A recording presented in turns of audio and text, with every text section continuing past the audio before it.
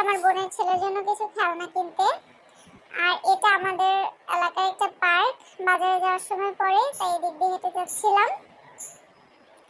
এটা এখন চলে যাব দোকানে। এখানে বাচ্চাদের অনেক ধরনের খেলনা এবং রুম সাজানোর বিভিন্ন ধরনের জিনিসপাতি পাওয়া যায়। আমি আমার সংসারে অনেক কিছু এখান থেকে কিনে নিয়ে সাজিয়েছি, সেটা আরেকদিন আপনাকে দেখাবো। আর আজকে কিনে নিচ্ছি ওর জন্য কিছু খেলনা, যেহেতু ছেলে বাবু, তাই আমি বল গাড়ি এগুলি প্রেফার করি। এই তো অনেক কিছু আছে এখানে, এত কিছু তো নিতে পারবো না, দেখলে মনে হয় যে সবই নিয়ে নিই। এগুলোই নিলাম। তারপরে চলে যাব বাজারে, কিছু কাঁচা বাজার এবং অন্যান্য কেনাকাটা করতে হবে, সেগুলো আর ক্লিপ নেওয়া হয়নি।